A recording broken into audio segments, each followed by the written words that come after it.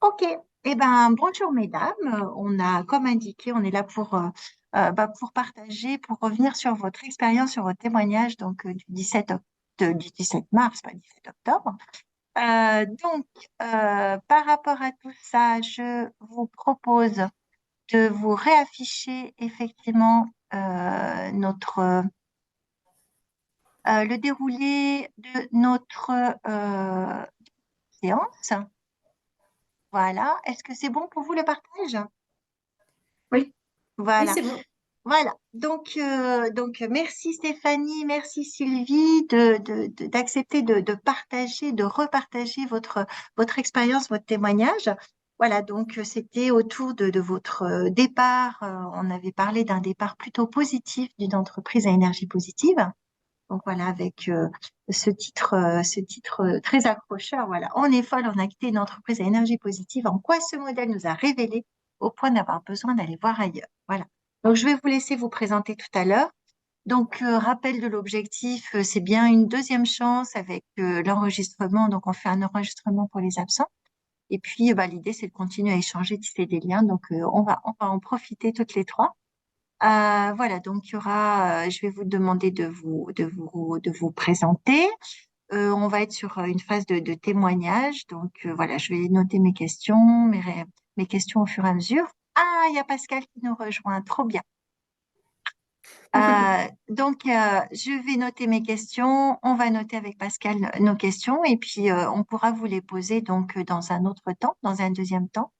Et puis, on va vous faire un feedback et voilà, suite, on verra, enfin, bon, je pourrais vous rappeler quelques éléments pour la suite. Les règles du jeu n'ont pas changé. Donc, on est bien sur le tutoiement. Tac à tac, on favorise la caméra et le micro, et le micro connecté. Je sais pas si vous étiez là quand je vous ai partagé le fait que une bonne visio, d'après ce que j'ai compris, il faut effectivement la caméra et le micro branché, sauf si on a beaucoup de bruit dans son environnement. Pascal, est-ce que tu es par là? Oui, bonjour. Je suis désolée d'être si en retard. Écoute, il n'y a pas de souci, on a papoté toutes les trois.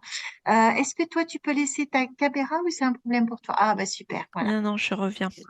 Bon, bah super. Eh ben, écoute, on va se faire un petit tour des vignettes pour pouvoir se présenter. Mhm. Et puis voilà, on est sur la confidentialité, bien évidemment. Sylvie et Stéphanie, s'il y a des choses, enfin, l'idée, c'est vraiment de dire le fond de votre pensée. Et s'il y a des éléments que vous souhaitez pas partager plus largement que nous quatre, à ce moment-là, de toute façon, on pourra couper une partie au niveau de la vidéo. Voilà. Et puis, voilà, il y a cette notion de cadrage, je vais peut-être vous embêter un peu, mais on a du temps. Et puis, il y a cette notion de co-responsabilité. Voilà, voilà. Eh ben, écoutez, Parfait. j'espère, oui, c'est OK pour vous, il n'y a pas de souci? C'est bon? Oui, c'est tout bon. Parfait. Merci beaucoup. Alors, je ne sais pas dans quel ordre vous voulez faire. Peut-être on commence par Pascal. Peut-être ça sera plus simple. Et puis moi, je prendrai aussi la suite parce qu'on peut se présenter et puis en même temps formuler nos attentes. Si on a des pourquoi je suis là en tant que Pascal, en tant qu'Odile et qu'est-ce qu'on attend en fait s'il y a des attentes particulières par rapport à votre témoignage. Voilà.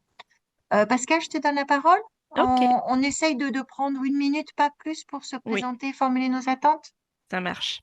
Ça marche. Merci déjà de m'avoir attendu. Donc, je suis Pascal Tartex. Je travaille au département formation pro de Grenoble INP. J'occupe actuellement un poste de chef de projet sur l'école de la batterie, qui est un projet de compétences et métiers d'avenir financé par France 2030. Je suis en même temps pour le département, je continue quelques activités de mon précédent poste, qui était un poste de chef de projet en conduite du changement pour notre département formation pro. C'était en grande partie un accompagnement de l'équipe pour pouvoir instaurer une culture projet au sein de l'équipe. et puis aussi pour créer une cohésion et avoir, suite à un changement de direction, en fait, la nouvelle équipe de direction souhaitait vraiment euh, horizontaliser, je dirais, l'organisation et faire en sorte que chacun soit euh,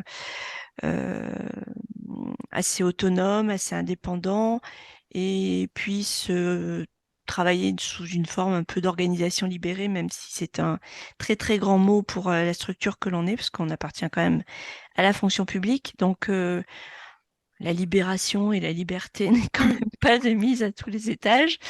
Mais bon, en tout cas, dans le quotidien, dans la pratique, dans le fait de partager aussi tout un tas de choses qu'on peut voir les uns les autres en formation, en webinaire, dans des interventions comme celle-ci. On souhaitait pouvoir donc continuer à faire de la veille en fait sur des types d'organisations un peu différentes et des structures un peu différentes. Donc voilà, donc j'attends pas particulièrement enfin des choses très spécifiques, je dirais, de cette conférence, visioconférence, mais moi j'avais assisté aussi à l'événement Energista Boîte en mars dernier. Et en fait, j'avais pas pu assister tout simplement à tous les interviews auxquelles j'aurais bien voulu assister. Il se trouve que voilà, Odile et l'équipe mettent plein de choses en place pour qu'on puisse refaire des choses, donc c'est super. Et même si parfois j'ai pas le temps de venir à tous, D'accord, mais donc bon, c'est vraiment de l'ouverture. c'est de Ce que j'entends, l'ouverture et c'est de l'ouverture. ouais, voilà, c'est ça, tout à fait. Ok, merci Pascal. Je vais continuer et puis je vous passerai la parole, Stéphanie et Sylvie. Voilà, donc moi, donc co-dirigeante de Coefi, donc on vit de l'intérieur ce type de démarche. Donc on est vraiment dans le souci de devenir une organisation, un collectif à énergie positive. Et je trouve ça, voilà, moi je trouve ça passionnant. Il y a des hauts, il y a des bas. Et moi, de toute façon, donc ça m'intéresse de partager avec vous. Et puis, effectivement, plus particulièrement, cette notion quand on avait discuté avec Stéphanie, cette idée de, voilà, on entend beaucoup parler de départ parce que les gens sont déçus, en ont ras-le-bol, etc. Alors que là, j'avais vraiment l'impression qu'il y avait une vision beaucoup plus positive. Et moi, ça m'intéressait ouais, c'est un peu le thème, c'est qu'est-ce qui a fait qu'à un moment donné, enfin, qu'est-ce qui fait qu'à un moment donné, on peut partir et partir euh, sur un départ positif, hein, plutôt, et qu'est-ce qui pousse à aller voir ailleurs, en fait. Voilà. Donc moi, c'est vraiment ce point-là, et je trouvais intéressant parce que, voilà, Stéphanie va expliquer, vous étiez plusieurs à avoir fait cette démarche-là. Donc voilà, c'est de bien comprendre le pourquoi, est-ce qui déclenche ça. Et puis, parce que je pense qu'on n'est pas assez conscient dans ces organisations que on peut générer ce type de départ. Donc, moi, ça me paraît important de bien m'imprégner de ça pour pouvoir aussi le partager. Voilà. Voilà. Et puis, parce que j'ai juste envie de passer un bon moment et je sais qu'on passe un bon moment autour de ces expériences. Voilà. Voilà. Et ben, qui veut une des deux? Qui c'est qui se lance? Comme tu veux. J'y vais. Hum, Allez, Steph. Allez. Moi, je suis DRH de métier et de formation. Enfin, j'étais. Euh, j'ai connu plusieurs types d'organisations et notamment, j'ai commencé par quelque chose de très traditionnel. Et en fait, j'ai assez vite touché les limites du modèle traditionnel et du DHI, du potentiel humain qu'il y avait dans ces organisations. Et je me suis intéressée à tout ce qui est management différent, et notamment à l'époque, c'était surtout l'entreprise libérée. Et j'ai voulu l'expérimenter de l'intérieur, et donc j'ai rejoint une informatique qui avait déjà lancé sa démarche. Et voilà. Après, je m'arrête là-dessus parce que je vous expliquerai après ce que j'ai fait. Et puis, j'ai quitté Informatique et aujourd'hui, j'accompagne moi-même des organisations dans leur cheminement, en tout cas pour des entreprises plus humaines. Super. Merci. Et toi, Sylvie, alors, si, en termes de présentation, qu'est-ce que tu peux nous dire? Oui, donc déjà bonjour Pascal. Écoute, Bonjour. moi c'est Sylvie, donc j'ai travaillé pendant 14 ans dans l'entreprise Nicomatic. J'ai 20 ans d'expérience dans l'industrie. D'accord. Euh, j'ai travaillé dans l'entreprise Nicomatic, je suis rentrée chez eux en 2008 en tant qu'assistante commerciale. Hmm. Et puis j'ai vécu, on va dire, la transformation managériale, puisque c'est à partir de 2011 ou 2012, Stéphanie et moi, 2011, ouais. 2011, voilà, qu'on est parti sur une transformation managériale responsabilisante. Et donc, par ce témoignage, je vais pouvoir un petit peu vous expliquer mon vécu Hmm. en ayant une posture opérationnelle, puisque pour le coup, j'étais vraiment dans l'opérationnel, et puis jusqu'à finalement arriver à un moment clé, décisif, qui m'a donné envie de contribuer d'une manière plus globale, plus générale pour mon territoire, et qui m'ont emmené à partir. Ok. Voilà. Donc, d'une posture, d'une fonction assistante commerciale, j'ai évolué sur des missions avec des responsabilités commerciales, marketing, jusqu'à porter un projet d'innovation pour l'entreprise, un projet d'innovation de rupture. Et pour terminer, je me suis positionnée sur une mission de transformation culturelle, puisque la volonté était de dynamiser l'entreprise de l'innovation. Et j'ai été en charge de porter un programme d'intrapreneuriat dans l'entreprise Nicomatic. Ok. Ok, super. Bon, bah, merci bien. Donc ça, c'est les Merci. premières présentations. Je partage mon écran avec votre poster et puis comme ça, on pourra suivre au fur et à mesure. Alors, je repars. Tac, tac, tac, l'écran partagé. Et donc, j'arrive cette fois-ci, non pas là-dessus. Non pas là-dessus, c'est pas ça. Voilà. Donc, on avait dit menu, affiché, plein écran, mode plein écran. Voilà. Et voilà, Super. j'ai les vignettes à côté, c'est tout bien. Est-ce que c'est tout bon pour vous? Parfait. Est-ce que vous voulez qu'on agrandisse un petit peu peut-être? Ouais, peut-être. Alors, est-ce que je peux agrandir? Si t'es en plein écran, je suis pas sûre. Ah, non, plein écran, ça va être compliqué. C'est pas grave, je C'est pas vais grave? scruter. Voilà. Et puis, on le présentera au fur et à mesure. Je pense Hmm. on arrive à... Allez, on y va. On est parti comme ça. Donc déjà, pour poser un petit peu le contexte, tu l'as dit un peu tout à l'heure, là on est tous les deux à témoigner, mais c'est vrai qu'on a remarqué euh, que, le témoignage qu'on a eu, en tout cas on va dire le fil conducteur de nos témoignages s'est reproduit aussi sur plusieurs personnes. On est peut-être 7 à 8 personnes à avoir vécu cette situation. Et le positionnement, en fait, d'un point de vue organisationnel nos postes plus les 7 ou 8 personnes, on était vraiment, nous, dans le transverse. Donc ça, c'est important aussi de comprendre. Sylvie a dit qu'elle avait commencé comme opérationnelle, mais en fait, on a vécu ça parce qu'on était des fonctions transverses. Hmm. Support. Voilà. Ouais. Si je rajoute aussi au niveau du contexte pour expliquer un petit peu Nicomatic, donc Nicomatic est une entreprise familiale, c'est une ETI familiale qui est dans l'industrie de microconnectique, qui travaille pour le mille aéro et le spatial. Elle est située à Beaumont-Chablais en Haute-Savoie. C'est une entreprise qui a peut-être maintenant 12 ou 13 filiales dans le monde et c'est à peu près 600 personnes. Et comme le disait Sylvie, l'entreprise qui a lancé cette démarche de responsabilisation, on peut dire ça comme ça, en 2011, sur l'impulsion d'un des deux frères qui a repris l'entreprise. Et en fait, pour faire simple, lui, en s'expatriant à l'étranger, il s'est rendu compte de la lourdeur et du non-sens que prenait l'organisation en France. Et il a choisi de lancer cette démarche vraiment d'un point de vue, avec une méthode très expérimentale. Il n'a pas annoncé ce qu'il allait faire, il a plutôt agi sur des petites actions plutôt que de transformer toute l'organisation. C'est une organisation qui est gérée en co-gérance, on va dire. Les deux frères alternent la direction tous les 3 ans. C'est une particularité aussi du commerce. Voilà, juste pour le contexte. Maintenant, Sylvie, je te laisse la parole si tu veux reparler un petit peu de toi et de ton contexte à toi, en complément.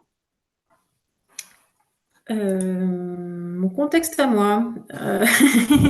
Donc, j'ai pu l'expliquer. Donc, effectivement, moi, ayant vécu cette transformation, en fait, ça m'amène au point 2 où finalement, ça m'a permis quoi? Ça m'a permis de booster ma carrière professionnelle, hein, de pouvoir me donner la liberté d'agir et de me donner la responsabilité de porter mes idées, mes projets. Finalement, comme j'ai pu l'annoncer, j'étais sur des responsabilités commerciales. Ça m'a amené à pouvoir proposer de la stratégie, notamment de la stratégie commerciale au sein de l'entreprise, qui m'a amené à avoir voilà, des fonctions de business development manager. Et puis, je me suis retrouvée effectivement à porter aussi un projet d'innovation où typiquement, c'était parce que j'avais pu proposer des idées autour du projet. Et donc, ça m'a amené aussi à évoluer sur des missions en innovation. Donc, ce contexte, on va dire, d'entreprise libérée était pour moi un vrai booster de carrière pro. Et puis, un vrai révélateur aussi dans les missions que j'étais à même à pouvoir porter et dans mon profil aussi, dans mon profil entreprenant, puisque finalement, je me sentais assez à l'aise dans cette posture de vouloir oser, tester, expérimenter des nouvelles choses.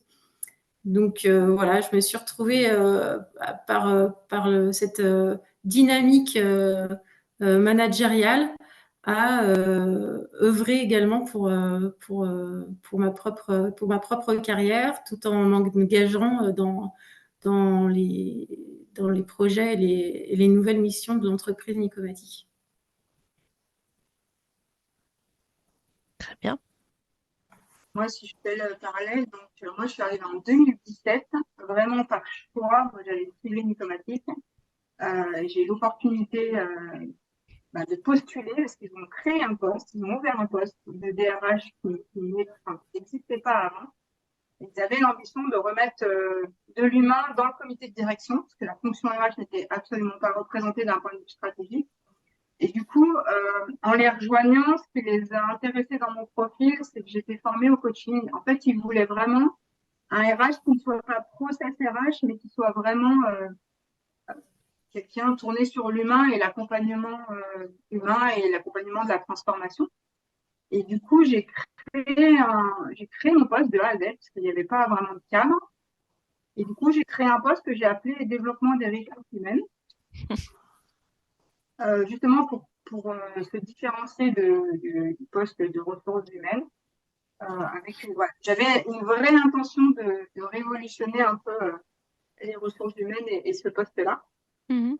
Je l'ai positionné complètement en dehors de l'organisation. Enfin, j'avais le choix. Hein. J'ai eu le choix du positionnement dans l'organigramme. J'ai eu le choix de prendre ou pas l'équipe RH. Donc moi, au départ, je me suis positionnée en dehors. Donc membre du comité de direction, mais rattaché à aucun... alors à l'époque, c'était des flux chez Nicomatique, mais en tout cas rattaché à rien d'opérationnel. Et j'avais fait le choix aussi, en concertation avec Olivier, le dirigeant, de ne pas prendre l'équipe RH pour ne pas être aspiré par une partie opérationnelle et garder quand même un peu de hauteur. Donc, du coup, j'ai commencé comme ça, pour être neutre, en fait. Hein. Et du coup, j'avais pas d'objectif, si ce n'est la seule chose que je suivais, c'était le taux de recommandation. Le taux de recommandation, c'était quelque chose qu'on mesurait dans les enquêtes de satisfaction. C'est le pourcentage de nicomaticiens qui recommandent Nicomatique à leurs proches. Et donc, j'avais un taux de recommandation avec un objectif à 80%, et en général, on était au-dessus de 85%, pour vous donner un peu une idée. Sachant que quand j'avais fait des recherches, en temps normal, c'est plutôt 30 à 40% dans une entreprise. Pas mal. Voilà, qu'est-ce que ça m'a permis, en fait, l'entreprise responsabilisante. Enfin, qu'est-ce que j'ai osé en fait? Parce que moi, je me suis vraiment révélée. J'étais quand même, enfin, je pense que c'était au fond de moi, mais je n'osais pas. Dans une entreprise traditionnelle, j'étais très classique et je n'explorais pas en fait tout mon potentiel. Et là, ben, j'ai par exemple expérimenté le cycle MBSR, donc c'est le cycle de méditation de pleine conscience dans le comité de direction. On a fait notamment une journée sans parler. Euh, j'ai dit aux dirigeants que ce serait bien qu'ils fassent plus partie du comité de direction. Donc, en fait, qui prennent un cran de recul. Donc, on a fini quand même, après 2 ans, il en est sorti.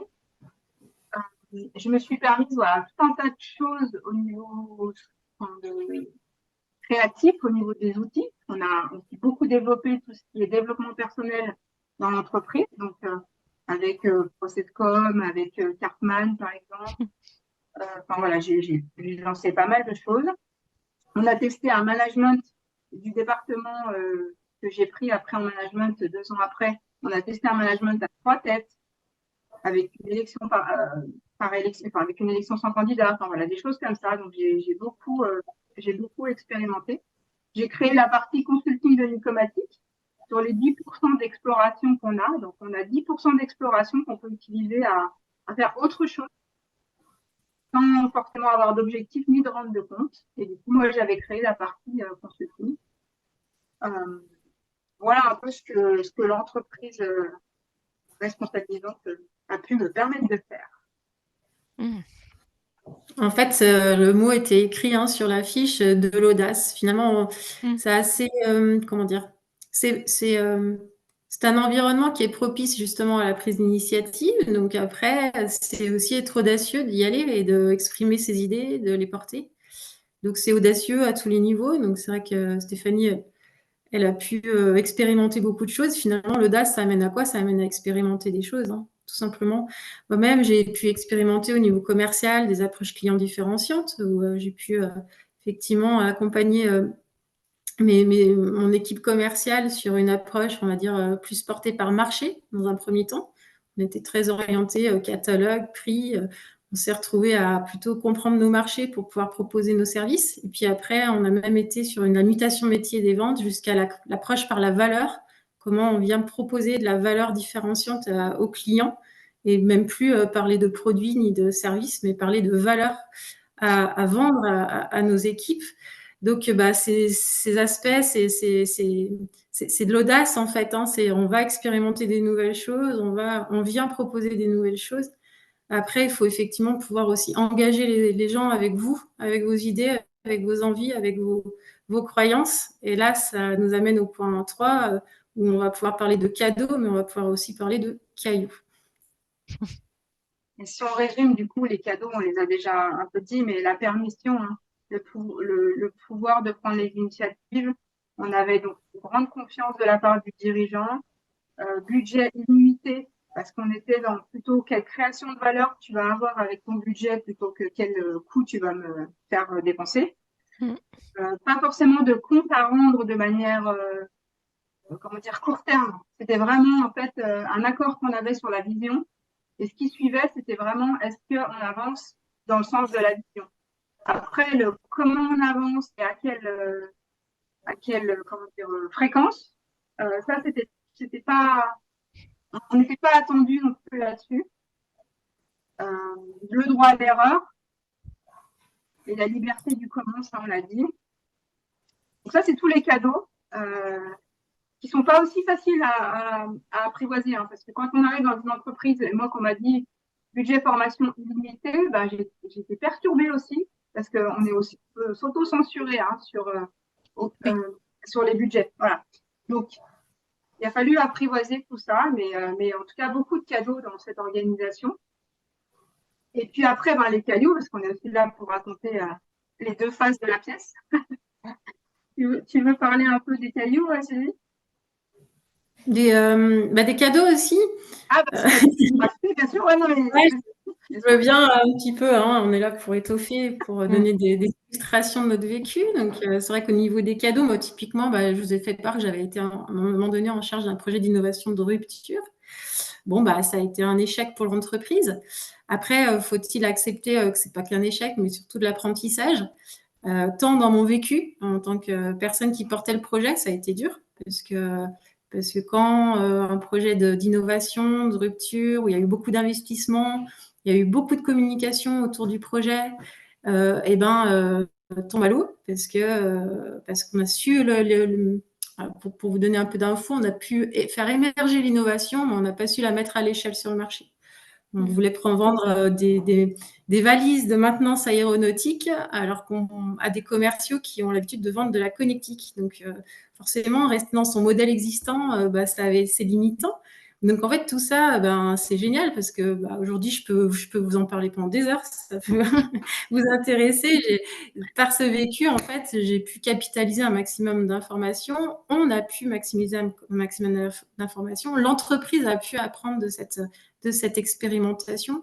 Toutefois, c'est vrai que c'est un super cadeau et en même temps, même si on a accepté l'échec, quand j'ai planté ce projet, finalement, on m'a encore donné plus de responsabilités puisqu'on m'a proposé par la suite d'aller porter un projet pour dynamiser l'entreprise de l'innovation. Donc, en rien, on m'a pénalisé là-dessus. Par contre, en termes d'accompagnement, que ça soit psychologique, en termes de relations avec les équipiers de l'équipe, des anciennes équipes, là, effectivement, il y a des cailloux. Parce qu'effectivement, si aujourd'hui, clairement, ce que je pourrais conseiller, mais je crois qu'on a une partie conseil derrière, mais c'est de valoriser l'échec aussi, valoriser l'apprentissage, valoriser les conséquences, qu'elles soient positives ou négatives, de ces expérimentations. Et ça, je pense que c'est des choses qu'on avait à apprendre, en tout cas, au moment où j'ai moi-même vécu cette expérience. Puisqu'après, il faut aussi qu'on comprenne pourquoi, finalement, on peut donner encore plus de responsabilités à une personne qui a échoué. Et là, effectivement, il y a eu quelques fragilités par rapport à cette communication-là, en tout cas pour une expérience perso. Donc, il y a des cadeaux, parce que c'était franchement chouette qu'on me propose quelque chose, une mission encore plus impactante pour l'organisation à la suite de cet échec. Par contre, il y a des cailloux, parce qu'il faut savoir aussi gérer la situation et maximiser en fait la valeur de toute une expérimentation peut apporter à l'organisation. Voilà, j'avais envie de vous raconter ça. Ce qu'on avait pu annoncer dans la fiche, il y avait le manque de protection. Donc voilà, vis-à-vis de l'organisation, c'est typiquement dans ce type d'expérience qu'on peut l'avoir ressenti. Manque de vision et raison d'être hors ambition business. Steph, est-ce que tu peux m'aider avec ce petit point-là? Ouais, en fait, je vous ai dit en début que en fait, nous étions dans des fonctions transverses. Donc, on est dans des fonctions qui portent quelque chose de nouveau, qui portent de la transformation. Et du coup, on n'est pas avec Sylvie, on n'avait pas des fonctions qui étaient forcément directement liées au business. En tout cas, il y avait une partie de transformation qui n'était pas forcément liée au business. Et du coup, donc, le manque de protection, il est à la fois lié au fait qu'on n'est pas rattaché à l'organisation purement opérationnelle. Et donc, la raison d'être et la vision n'étant pas claires, et elle n'est toujours pas chez Nicomatic, et ça, c'est un vrai sujet.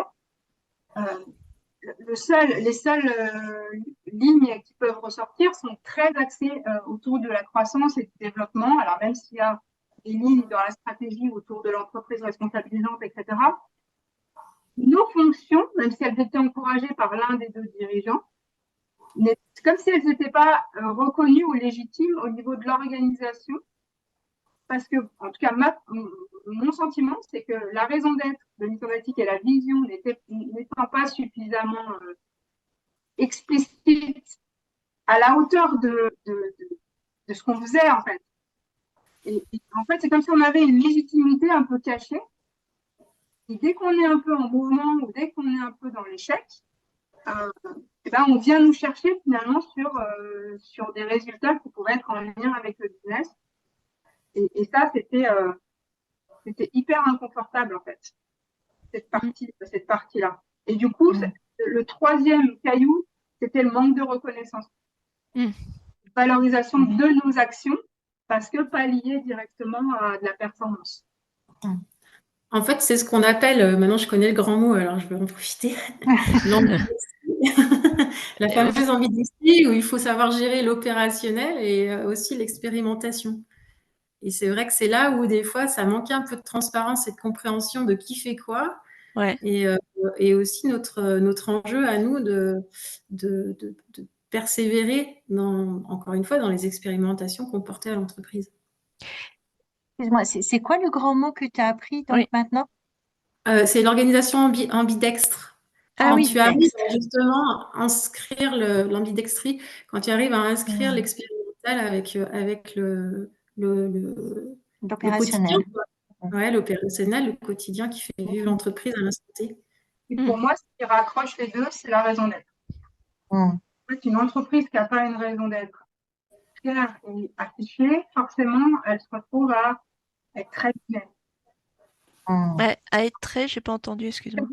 Très opérationnelle. D'accord. En tout cas, elle expérimente, mais un tout petit peu. Et en fait, dès qu'on est dans le mouvement ou dès qu'il y a des secousses, hop, on revient vite à l'opérationnel parce que la raison d'être de l'expérimentation n'est pas affichée, en fait. Oui. Je compléterais aussi avec le besoin d'agilité. D'apporter des méthodes agiles et faire appel à son capital humain pour assurer justement la partie expérimentation et tout en pouvant assurer le quotidien avec tous les aléas et les imprévus qu'elle peut avoir. C'est vrai qu'avoir une raison d'être claire et précise, avoir un management agile, et Pascal, vous parliez de conduite du changement, ça paraît essentiel pour justement acculturer l'entreprise et lui permettre d'aller jusqu'au bout, c'est-à-dire de sa libération, c'est-à-dire d'aller donner l'environnement nécessaire pour que les collaborateurs puissent s'exprimer et porter leurs idées. Et en fait, oui, ça me touche beaucoup ce que vous dites parce que je fais effectivement partie depuis très longtemps de, de transversal, en fait, de rôle support et dans pas mal de mes missions, en fait. Et en fait, je me demande si ce dont vous parlez là, toutes les deux, et très bien d'ailleurs, c'est pas aussi lié tout simplement au positionnement transverse au sein d'une entreprise, enfin, qui forcément base beaucoup de choses sur ses finances ou très business, très opérationnel, ou alors ou parfois quand c'est des positions transverses qui sont un peu plaquées sur une organisation en espérant que ça va changer plein de choses. Et puis en fait, au final, comme vous dites très bien, dès que ça va pas, ah ben, c'est parce qu'on n'a pas mis en place les bonnes organisations ou pas mis en place les bons projets ou pas, on n'a pas accompagné comme il fallait. Et du coup, on se sent tout d'un coup responsable de trucs pour lesquels on n'était absolument pas redevable ni. Pascal, excuse-moi, en fait, l'idée c'était qu'on aille jusqu'au bout de la Ah, pardon. présentation, puis tu retiens, je pense qu'on a retenu la question, Mm. tu nous la reposeras, enfin, c'est cette notion, effectivement, c'est au niveau de la transversalité. Excuse-moi, je me permets de me couper parce que je pense Ouais, qu'il y a encore peut-être qu'il y a des bouts de réponses que tu pourras avoir. Enfin, excuse-moi, Pascal. pas de souci. Ouais. Oui, pour clôturer sur les cailloux, en fait, dans ce type d'organisation, sur les fonctions transverses, en fait, comment dire, la violence des cailloux, je peux le dire, elle est à la hauteur de la liberté qu'on a. Voilà. Ok. Tu as d'autres choses, Sylvie, à rajouter? On passe au point de bascule. Non, oui, on va pouvoir passer au point de bascule. Alors, pourquoi t'es partie, toi?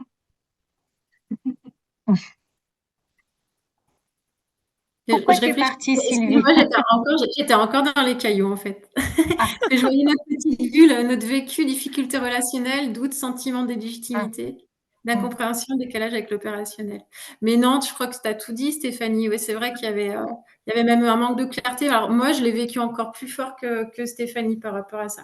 Parce que comme j'étais dans l'opérationnel, moi-même, on m'a donné des missions sans vraiment me dire que j'étais sur le transverse et et donc en fait, comment dire, j'ai quand même, ouais, le mot il est fort et en même temps il est vrai. J'ai quand même souffert de ça en fait, de comprendre ma position, pourquoi moi, ma posture, que j'étais en train finalement de porter du changement transverse dans l'organisation.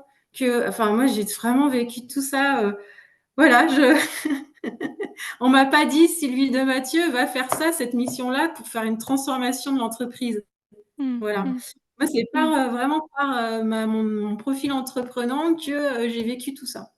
Donc, c'est comme ça. En fait, Nicomatic est une entreprise enfin, voilà, elle expérimente plein de choses, en fait. Donc, c'est là où je vais pouvoir en venir. J'en veux pas à l'entreprise Nicomatic parce qu'on expérimentait et que ça a été une opportunité pour moi en fait de me libérer tout ce potentiel que je pouvais avoir, que ce soit au niveau professionnel, comportemental, émotionnel, mais quelque part, c'est vrai que ça n'a pas été tous les jours évident. Voilà. Donc je reviens au point de bascule. Où effectivement, il y a eu de la souffrance et il y a eu de la solitude. Je me suis retrouvée à proposer du changement auprès de mes équipes de vente, où au début, j'ai été très soudée avec eux, où j'avais les mêmes responsabilités, la même mission. Puis du jour au lendemain, enfin, j'ai commencé après à proposer des nouvelles choses, amener du changement, amener des incompréhensions. Et effectivement, tout ça a fait que forcément, et des fois, je me suis sentie un peu seule, quoi. Je me suis sentie un peu seule et comme je l'ai pu vous le dire précédemment, aussi un peu, j'ai même senti de la souffrance, que ce soit en termes de relations, mais aussi de la souffrance mentale. Un peu cette solitude m'amenait un petit peu à des incompréhensions de mon vécu qui faisaient que voilà, ça fait des fois, ça fait un peu, voilà, ça fait pas. Mais voilà, mais en même temps, comme je vous disais, c'est vrai que c'était une vraie opportunité pour moi. Et puis, besoin de contribuer de l'extérieur, sentiment de temps révolu, oui, effectivement, j'en suis arrivée à un moment donné où j'ai senti que j'ai compris, j'ai capitalisé tous ces apprentissages et puis j'ai senti que finalement, le temps était révolu pour moi dans l'entreprise et que maintenant, tous ces apprentissages, toute cette expérience vécue, il fallait que je la délivre autrement et que je la vive autrement.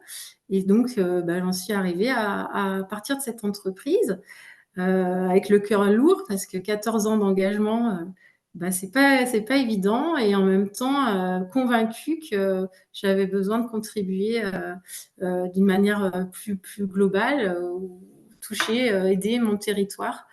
Et donc voilà, j'ai senti l'envie de prendre mon envol. Et donc, j'ai quitté l'entreprise l'été dernier en juillet, enfin voilà, pendant l'été 2022. Alors moi, le point de bascule, c'est un peu paradoxal parce que je me dis, je vais expliquer comme ça, mais en fait, Nicomatic, ça a été, et Olivier notamment, le dirigeant, ça a été la première entreprise et mon premier patron à m'accepter comme je suis, et pas en essayant de façonner un DRH comme on pourrait l'imaginer, le stéréotype du DRH. Olivier, il m'a vraiment poussé à être qui je suis. Et il a vraiment un talent pour aller détecter ça. Donc, ça a été un accélérateur pour moi de révélation. Enfin, c'était du développement personnel puissance 10, on va dire, avec tout ce que ça comporte aussi de difficultés sur soi, parce que ça nous remet beaucoup en question, mais en tout cas, j'ai énormément appris, énormément progressé. Et en fait, mes premières réflexions, ça a été ma peur de la dépendance à Nicomatic. Je me suis dit, moi, j'ai un problème avec... j'ai un problème. J'ai une grande valeur liberté. Du coup, j'ai un fonctionnement d'avoir des plans B, en fait. Je ne supporte pas d'être... voilà, c'est comme ça. Et du coup, je me suis dit, enfin voilà, comment je suis dépendante de Nicomatic. Et si demain Nicomatic est vendu, et si demain Olivier et Julien, les dirigeants, pètent un plomb et reviennent en arrière, c'est pas possible, je ne peux pas l'accepter. Et en fait, j'ai commencé à vouloir créer une sorte de collectif qui dépasserait Nicomatic pour au cas où. En fait, je me suis dit, on n'est plus que Nicomatic. En fait, on est des hommes et des femmes qui partageons une expérience, mais pour plus grand. Et en fait, moi, mes réflexions, elles ont commencé comme ça. Euh, et du coup, je me sentais aussi, alors il y avait cette peur de dépendance, et moi, je me sentais à l'étroit. C'est pour ça que j'avais créé la partie consulting de Nicomatic, j'avais déjà envie de partager à tout le monde, quoi. Je me suis dit, mais c'est pas possible. Quand tu vois l'écart qu'il y a entre les autres entreprises et Nicomatic, c'est pas possible, quoi. Tout le monde a à apprendre de ça, donc j'avais cette envie de partage, je me suis sentie à l'étroit. Et après, ma souffrance à moi, ça a été de vouloir caler ma vision à celle de, enfin, caler la vision de Nicomatic à la mienne. Moi, j'ai essayé pendant plusieurs mois, voire peut-être au moins peut-être une année, de faire changer de vision à Olivier, en tout cas à au moins un des deux dirigeants. Et donc, dès que c'était pas comme moi je l'imaginais, j'étais frustrée et je ressentais de la trahison et de la frustration. Et à un moment, je suis tombée sur une phrase qui disait « Quand on est salarié, on travaille pour le rêve d'un autre. » Et en fait, ça, c'est moi qui ai un besoin de liberté énorme, ça m'a vraiment. Je me suis dit, non, mais en fait, je suis qui déjà pour vouloir changer son rêve à lui? Finalement, c'est quand même lui le dirigeant. Donc, déjà, je suis qui, moi, pour faire ça? Et finalement, je me suis dit, non, mais en fait, il y a aussi des imperfections chez Nicomatic, forcément. Il y a aussi une vision qui est différente de la mienne. Donc, moi, j'ai besoin de porter ma vision. Ce que je vois d'une organisation responsabilisante ou à énergie positive, comme on veut l'appeler. Et en fait, c'est pour ça que je suis partie. C'est pour ça que je suis partie. Voilà. Pour créer ma propre vision. Ok. Il nous reste 5 minutes. Est-ce que c'est bon pour vous pour terminer? Parce qu'il y a encore plein de choses enfin, des choses intéressantes à dire. Oui, tout à fait. Ben, après, il y a les quelques conseils et recommandations de notre expérience. Ben, la première notion, elle est autour du cadre.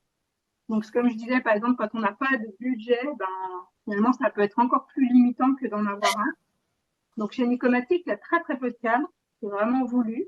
Mais du coup, ça peut être aussi enfermant parce que souvent, nos limites sont plus petites que le cadre. On avait mis valoriser les initiatives porteuses d'opportunités comme recommandation. Le profil d'intrapreneur.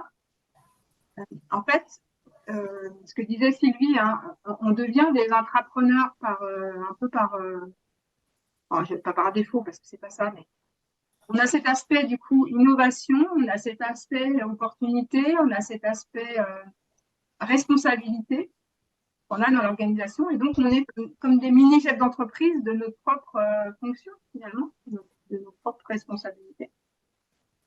Je ne sais pas si tu veux compléter, Sylvie, par rapport à ça. Oui, bah, c'est tout à fait ça. Puis on voit bien, hein, finalement, toutes les deux, on a rebondi. On est parti de l'entreprise. Alors moi, je parlais plutôt d'excubation que de démission.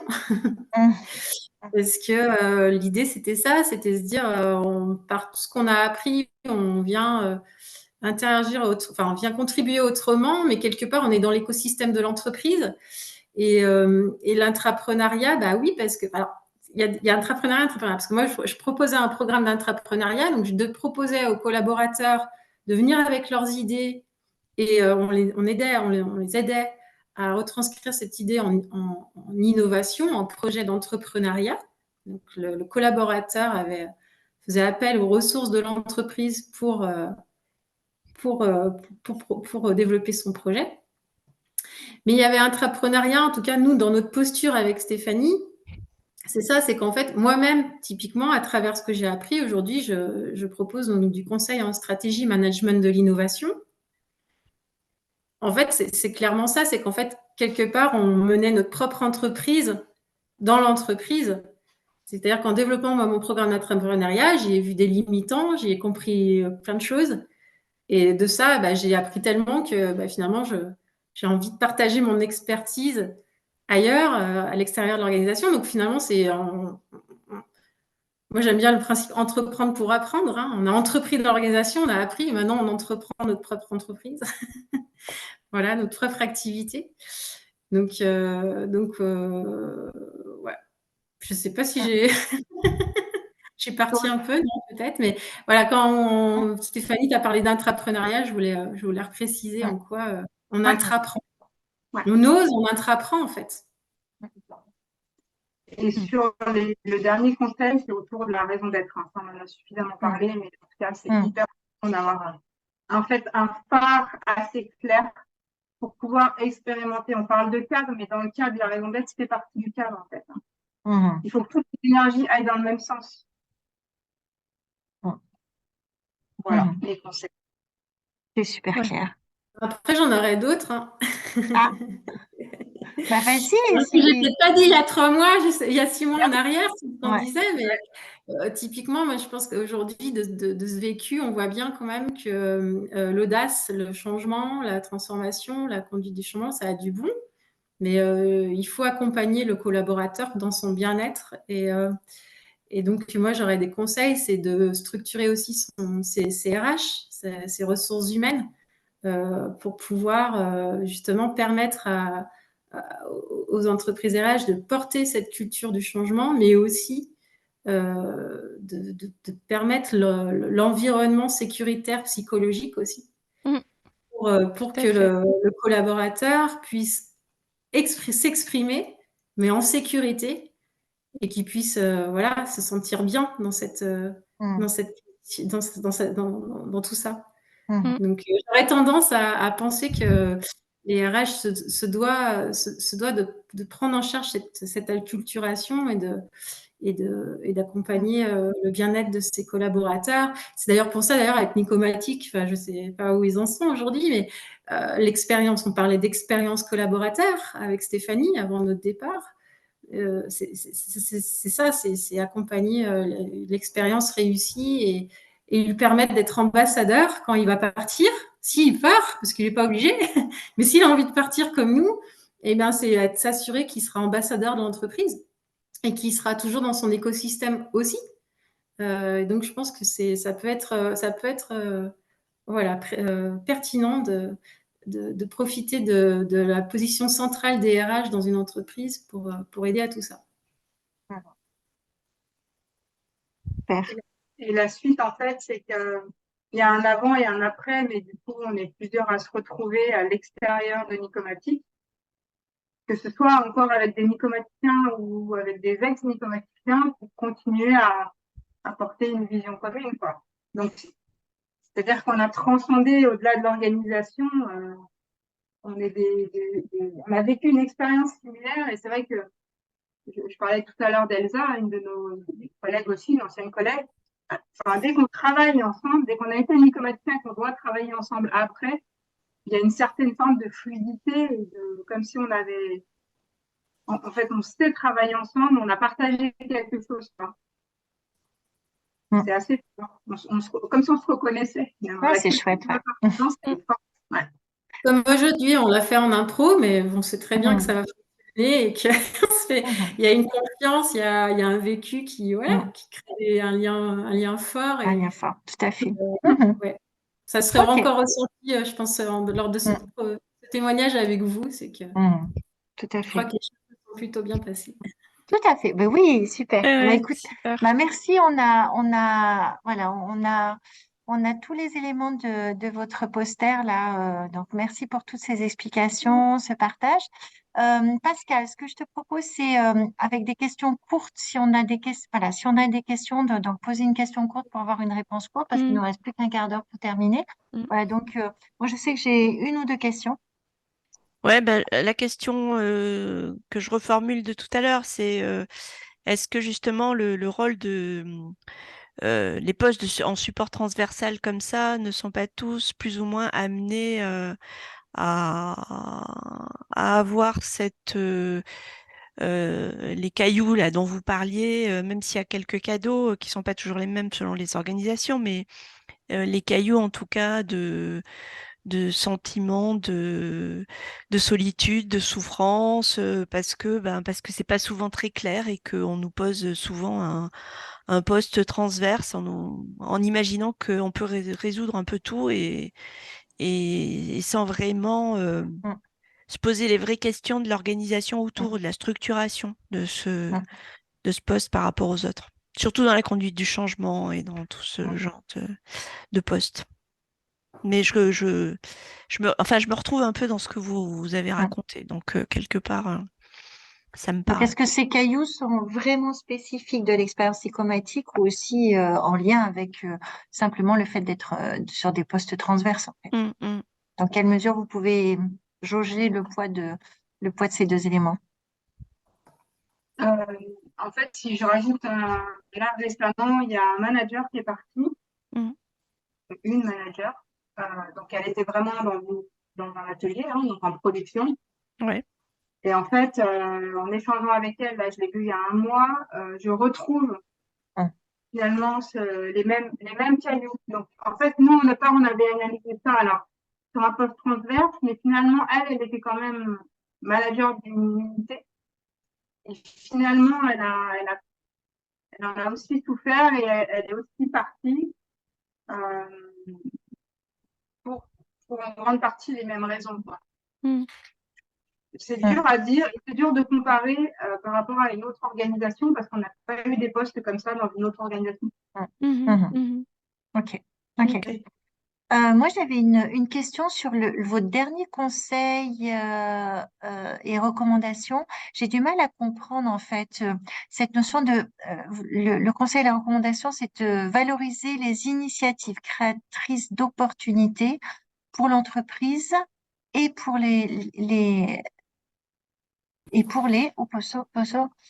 et Ceux pour ceux qui qui les les initient. initient. Mm. Est-ce que vous pouvez m'expliquer un petit peu plus clairement ce que vous voulez dire par là? Parce que, enfin, moi, ça me paraît évident, mais j'ai l'impression qu'il y a quelque chose, il y a une pépite qui se cache derrière ce truc-là. Alors, j'avais pu un petit peu l'aborder dans le point 3. Ouais. C'est qu'en fait, toute initiative, finalement, qu'elle Mm, soit avec des conséquences négatives ou positives, mm, on aurait conseil à les valoriser parce qu'en mm, fait, la personne a osé expérimenter quelque chose pour créer des opportunités pour l'organisation, créer des nouvelles opportunités, créer des nouvelles valeurs. Et c'est ça qui est important parce que on va pouvoir être inspirant pour les autres, mm, on va pouvoir apporter une expérience vécue, la mm. partager et démontrer que bah ok, je me suis plantée, mais typiquement moi c'est pas ce qui s'est passé pour mon Mm. expérience propre. Alors en fait ça aurait été hyper D'accord. hyper intéressant de le faire parce que finalement bah Sylvie ok elle s'est plantée, mais elle a permis alors il n'y avait pas que Sylvie, hein, j'en étais une équipe à porter le projet, mais je veux Mm, dire on a permis à ouvrir tel et mm, tel Mm. champ, le client a pu voir qu'on avait pu porter ce genre de choses, donc mm, ça a apporté de la valeur pour l'entreprise. Et c'est tout ça qu'on aurait dû bien plus profiter mm, et valoriser pour que déjà les personnes qui, entre guillemets, se sont plantées, et bien sûr pour aussi que les autres s'en inspirent. Ils se disent, bah, finalement, ils se sont plantés, mais aujourd'hui, ils ont accès à des nouveaux passes, des nouvelles missions. En rien, on les a pénalisés. mm, On a effectivement eu l'opportunité que le mm, client Paul Jacques a pu voir qu'on était des personnes qui savaient innover et donc on est reconnu comme une entreprise innovante. On Mm. a pu, voilà, et tout ce ouais. potentiel-là, en fait, je Mm, pense que clairement, euh, on se doit de le valoriser mm, pour mhm, permettre, pour inspirer les autres, tout simplement. mhm. Oui, Mm. bah, c'est beaucoup plus clair, Sylvie. Moi, ce que j'entends, c'est, euh, je rejoins un peu, enfin, moi, dans ma lecture, ça rejoint un peu ce côté de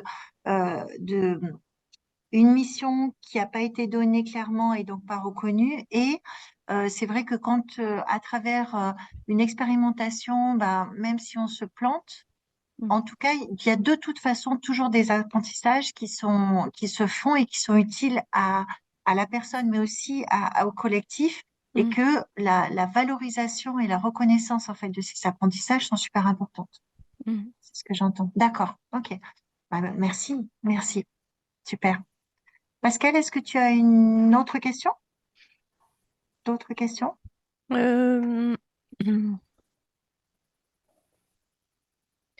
Non, juste un point aussi que je partage beaucoup. Je crois que c'est toi, Stéphanie, qui en parlait. C'est l'idée de créer un environnement. Non, c'est peut-être Sylvie qui en parlait, je sais plus.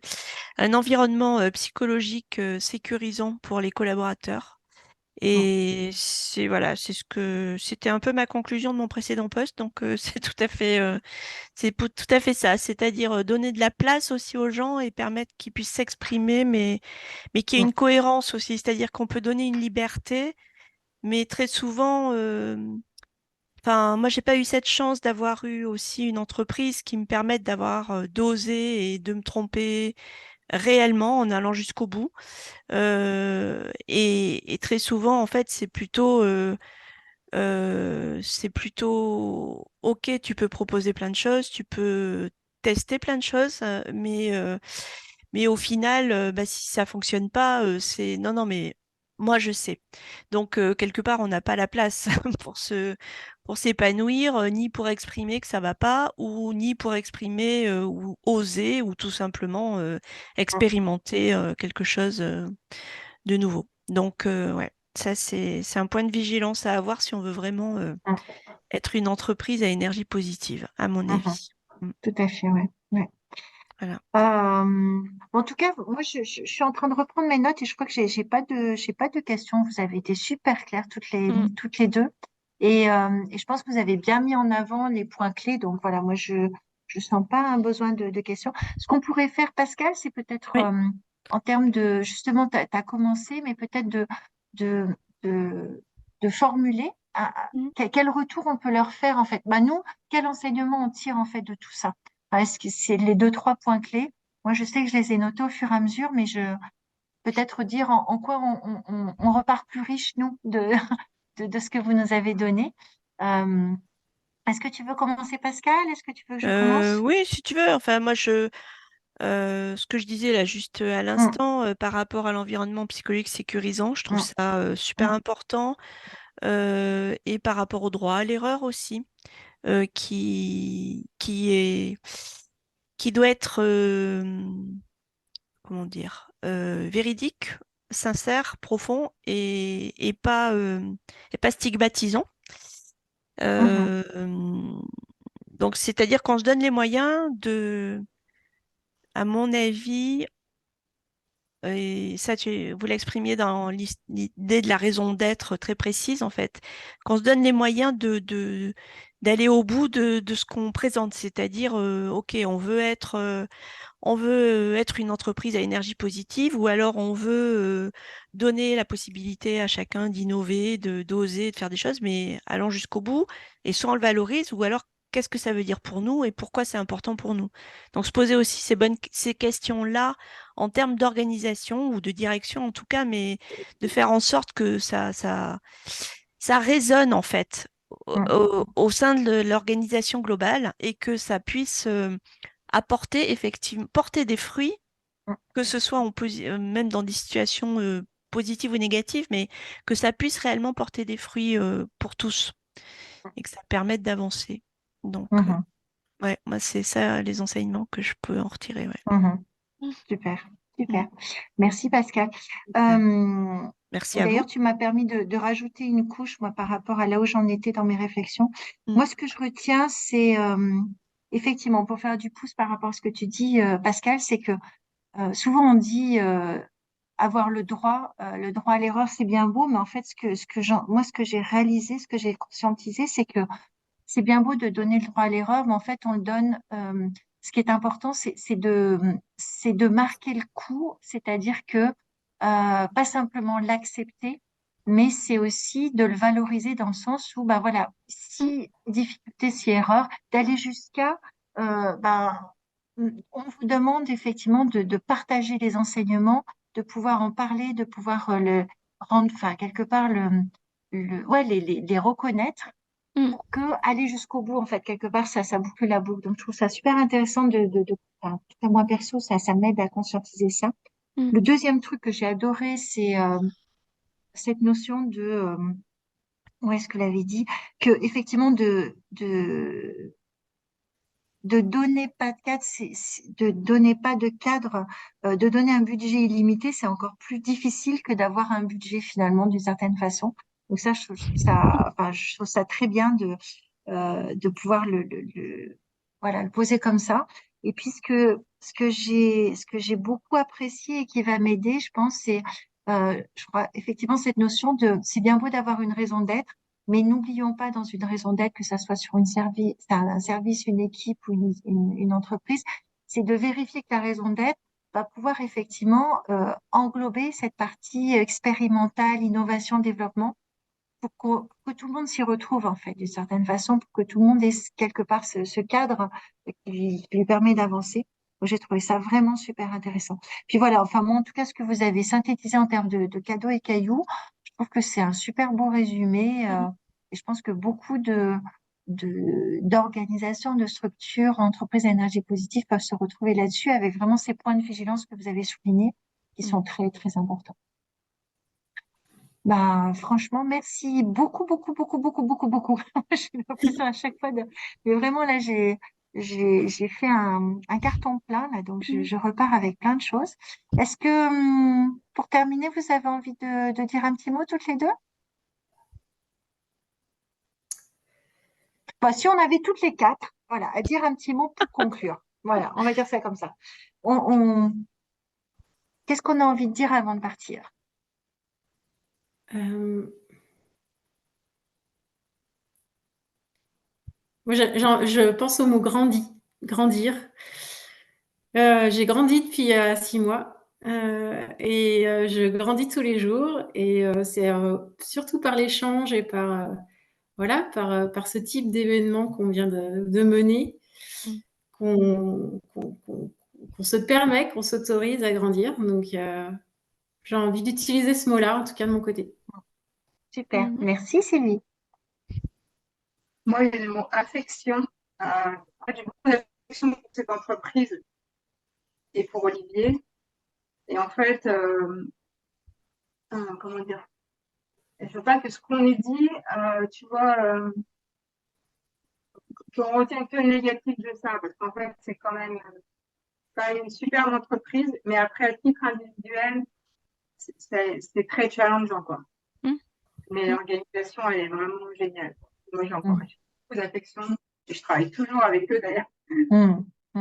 Et je sens aussi beaucoup d'affection dans l'autre sens. Hein. Franchement, dans le dernier témoignage avec Alexandre, voilà, ça transparaissait. Okay. Pascal, petit mot avant de partir? Merci. Un grand merci à vous deux pour ce témoignage, à toi Odile pour avoir organisé cette rencontre et ces échanges. Et ouais, je dirais que ça fait chaud au cœur en fait de rencontrer des gens avec lesquels qu'on connaît pas du tout, mais avec lesquels on sent que il y a des valeurs qui sont communes ou des choses qui passent et que c'est possible de trouver des gens avec lesquels on peut travailler qui soient sur les mêmes longueurs d'onde et qui partagent un peu les mêmes valeurs. Donc je trouve ça chouette. Merci. Bah oui, ben moi aussi ça va pas être très. Oui, moi c'est un grand grand merci parce que je trouve qu'il y a vraiment, vous avez été extrêmement clair, extrêmement simple, extrêmement direct en fait dans ces messages. Donc merci beaucoup pour cette préparation, enfin, pour cette synthèse, cette priorisation, parce que je pense que vous auriez pu dire plein de choses et que vous avez vraiment vous avez gardé les principales pépites pour nous les partager de façon encore plus simple et encore plus généreuse. Voilà. Donc voilà, vraiment un grand merci. Et moi, j'ai l'impression d'apprendre à chaque fois et je suis extrêmement heureuse, voilà, de la chance que j'ai on s'est donné de recueillir tout ça. Donc un grand merci à toutes les trois. Voilà. Et puis voilà, Tu as je pense créé qu'on est. l'opportunité. Tu as créé l'opportunité pour tout ça. Oui, bon, voilà. Mais c'est très égoïste en fait. Je savais que on aurait beaucoup de plaisir, voilà. Donc, des fois, il faut être égoïste. Et ben, merci à vous trois. Et puis, ben voilà, tout est dans la boîte, donc je suis très contente. On va pouvoir, d'autres vont pouvoir en profiter. Et ben, bonne fin de journée. Et puis, Merci. Merci. au plaisir, si vous Au venez sur plaisir. Grenoble, mesdames, hein, n'hésitez pas à nous faire un petit signe.